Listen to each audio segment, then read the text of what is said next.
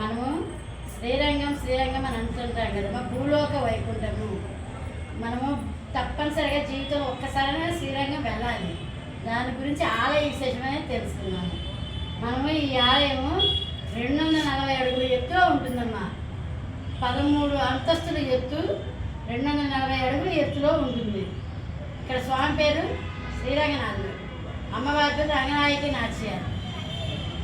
ఇక్కడ స్వామి ప్రణవాకార విమానంతో కూడి ఉంటారు. పుష్కరిణి పేరు చంద్ర పుష్కరిణి.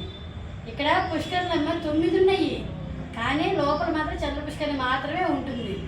బయట అష్టదిక్కుల్లో 4 వైపుల 4 కార్నర్స్, అట్లా అష్టదిక్కుల్లో బయట 8 కోనేరు 8 పుష్కరులు ఉంటాయి. అలాగే లోపల 53 మందిరాలు ఉంటాయి.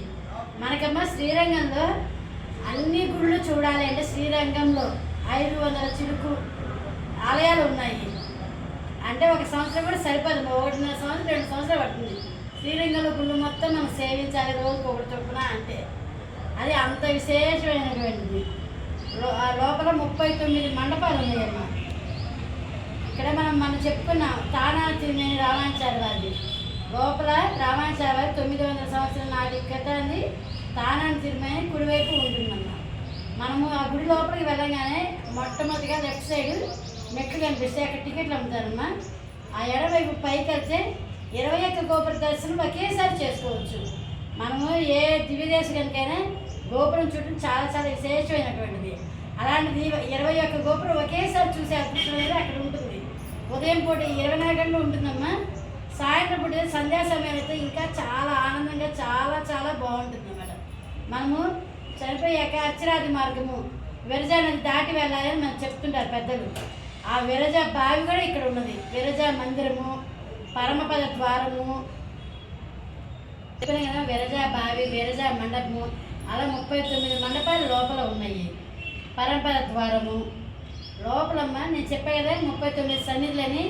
కీలి పట్టాభిరామం, మేలు పట్టాభిరామం అంటే కీల పట్టాభిరామం అంటే కీలంటే కింద రాములు వారు అన్నారు. మేలు పట్టాభిరామం అంటే పైన రాములు వారిని అర్థం. తమిళ్లో కీలంటే కింద, మేలంటే పైన. అలాగే కృష్ణుడిది, వ్యాస భగవానుడు, ధన్వంతరి ఆలయము, నరసింహ ఆలయము, ఆండాళమ్మది, లక్ష్మీ, అలా 39 సన్నిధులమ్మ. ఇవి అక్కడ పరమపద మనం ఇందాక చెప్పుకునే ప్రణవాకార విమానం. మన ప్రణవాకార విమానము ఆ మధ్యలో పరవాస దేవులు ఉంటారమ్మా. పరవాస దేవులు అంటే మనం వెళ్తే వారు 60 సంవత్సరాలు వాళ్ళ దగ్గర లిస్ట్ ఉంటుంది స్వామి దగ్గర.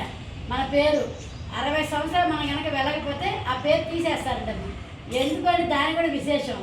మన పెద్దలు ఏదైనా చెప్పారంటే దానికి చాలా అర్థం పరమార్థం ఉంటుందమ్మా. ఎందుకు అంటే 60 సంవత్సరాలు దాటితే మనం అన్ని వయసులో ఉన్నప్పుడు ఏదైనా చూడాలి, తిరగాలి, విశేషాలు కూడా తెలుసుకొని వెళ్ళాలమ్మా. వయసు పైబడ్డాక మనం నడవలేము, దాని దగ్గర ఆరోగ్యరీత్యా ఎన్నో సమస్యలు వస్తాయి. అందుకని 60 సంవత్సరాల లోపు రండి.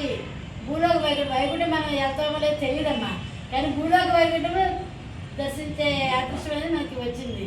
అందువల్ల ప్రతి ఒక్కరు అవకాశం తీసుకుని జీవితంలో ఒక్కసారైనా శ్రీరంగనాథ్ దర్శించి స్వామివారి కృప పాత్రకాల్సిందికి వచ్చినాం. ఆండాలు తిరువడిగలే శరణం, ఆదివారు తిరువడిగలే శరణం.